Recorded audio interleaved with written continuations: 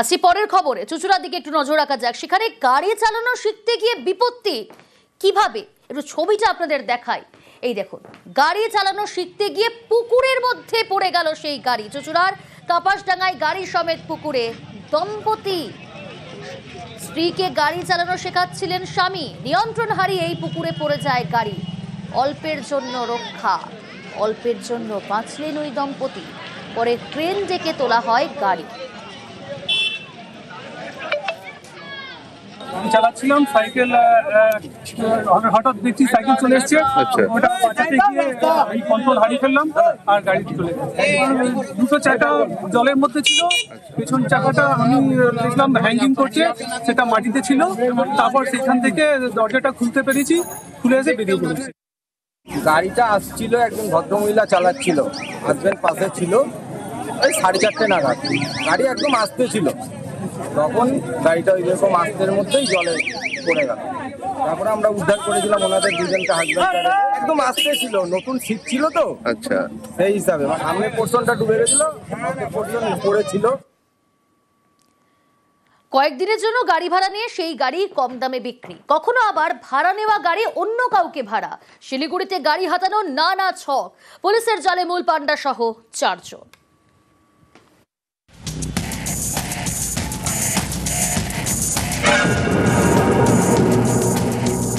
নানা মডেলের গাড়ি, সবই নতুন।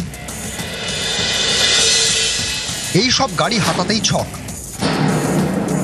প্রথমে দিন 7 জন্য গাড়ি ভাড়া নেওয়া হয়। প্রথম কয়েকদিনে টাকা মেটানো হয় অনলাইনে, যাতে কারো সন্দেহ না হয়। তারপরই গাড়ির মালিকের সঙ্গে যোগাযোগ বন্ধ। ভাড়া নেওয়া সেই গাড়ি বিক্রি করে দেওয়া হয় অনেক কম দামে। শিলিগুড়ির প্রধাননগর থানায় সম্প্রতি এরকম অভিযোগ দায়ের হয়। তার ভিত্তিতেই পুলিশের জালে মূল চক্রী সোমনাথ মুখোপাধ্যায়। তাকে জেরা করে আরো 3 জনকে পাকড়াও করেছেন তদন্তকারীরা। উদ্ধার হয়েছে 14টি গাড়ি। ইন্টারোগেশন করে দেখা যায় যে প্রচুর গাড়ি এরকমও করেছে, যে 3 জন বেশি গাড়ি রিকভারি করেছে এবং যাদেরকে আমাদের মনে হচ্ছে এর সঙ্গে ইনভলভ, এরকম 3টি লোককে আমরা ওখান থেকে সিজ করি ডাঙ্গারাকাটা। আর সোমনাথ যে আছে, এই সোমনাথ ইয়েলো গেঞ্জি পরে, এই সোমনাথ হলো মাস্টার মাইন্ড অফ দিস। ফলে এটা একটা বিরাট বড় বিস্তৃত নেটওয়ার্ক, জাল একটা। সোমনাথ মুখোপাধ্যায় বাড়ি কলকাতায়, বাড়ি ভাড়া নিয়ে থাকেন শিলিগুড়ির সমরনগরে। তদন্তকারীরা জানতে পেরেছেন 2 বছর ধরে এই গাড়ি হাতানোর কারবার চালাচ্ছেন সোমনাথ। অনলাইন অ্যাপের মাধ্যমে 2 থেকে 7 দিনের জন্য গাড়ি ভাড়া নিতেন। প্রথম কয়েকদিন ভাড়ার টাকা অনলাইনে মিটিয়েও দিতেন। এরপর গাড়ির মালিকের সঙ্গে যোগাযোগ বন্ধ করে দিতেন সোমনাথ। তারপর ভাড়া নেওয়া গাড়ি কম দামে বিক্রি।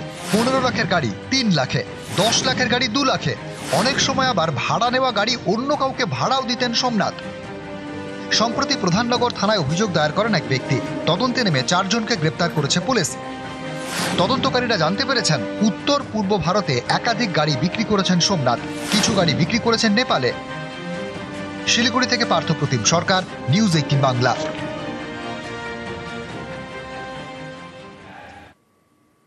একটা ছবি দেখাই আপনাদের, দেখুন। এটা যে ঝাড়গ্রামের ছবি, ঝাড়গ্রামের বাঁধগোড়া। সেখানে জল পেরিয়ে এভাবেই যাতায়াত করতে হয় স্থানীয় বাসিন্দাদের, গ্রামবাসীদের। কিন্তু কেন? সেতু ছিল, সেই সেতু ভেঙে যায়। সেই ছবিও দেখাচ্ছি এই মুহূর্তে আপনাদের। অর্থাৎ সেতু ভেঙে যাওয়ার পর এই জল পেরিয়েই যাতায়াত করতে হয় গ্রামবাসীদের। এবার গ্রামবাসীরা সেতুর দাবি তুলেছেন খুব স্বাভাবিকভাবেই, কারণ সমস্যায় পড়তে হচ্ছে তাদের। বর্ষাকালে জল বেড়ে যায়, তারপরেও এই জল দিয়ে পেরিয়েই তাদেরকে যাতায়াত করতে হয়। রাজু রয়েছে আমার সঙ্গে। রাজু, কতদিন ধরে এই পরিস্থিতি? সেতু ভেঙে গিয়েছে, তারপরেও এখনো পর্যন্ত সেতু সারাই হয়নি। দেখো, 2004 সাল থেকে এই পরিস্থিতি রয়েছে, কারণ 2004 সালে যে সময় এখানে বৃষ্টিপাতের ফলে এই নদীতে প্লাবন এসেছিল, সে সময় এই সেতু ভেঙে গেছিল।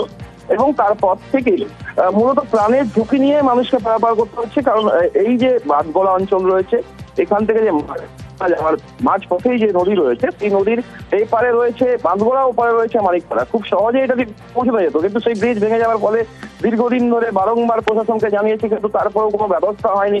জানিয়ে গ্রামের মানুষ এখন অভিযোগ তুলছেন। প্রশাসনের তরফ থেকে কি বলা হচ্ছে?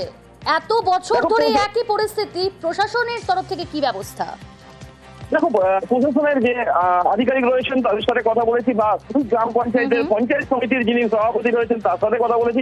আচ্ছা, ওই যে এলাকায় যে সমস্ত তৃণমূলের নেতৃত্ব কিংবা গ্রাম নজর থাকুক আমাদের, দ্রুত পদক্ষেপের আশ্বাস দেওয়া হয়েছে প্রশাসনের তরফ থেকে। কিন্তু কতদিনে এই ব্যবস্থা করা হয়, অর্থাৎ সেতু তৈরি করা হয় নতুন করে, অবশ্যই নজর থাকবে।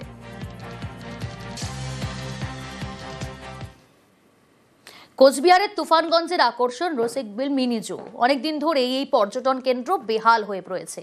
এই মিনি জু সংস্কার করতে চলেছে জেলা পরিষদ।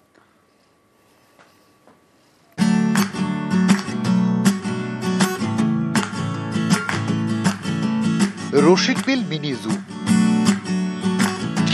চিতাবাঘ, শাবক, হরিণ, নানা রকমের পাখি। কোচবিহারের তুফানগঞ্জে পর্যটকদের আকর্ষণ রসিকবিল। চিড়িয়াখানার সঙ্গে রয়েছে পিকনিক স্পট, বছর 30 পুরনো। এই রসিকবিল মিনি জু এবার ঢেলে সাজাতে চলেছে কোচবিহার জেলা পরিষদ। প্রায় 57 লক্ষ টাকা বরাদ্দে বসানো হবে খাবার জলের রিজার্ভার, তৈরি হবে পার্ক, শৌচাগার, সংস্কার করা হবে মিউজিয়াম, মেরামত হবে মিনি জুয়ের ঢোকার রাস্তাও। ইতিমধ্যে কাজ শুরু করে দিয়েছে জেলা পরিষদ।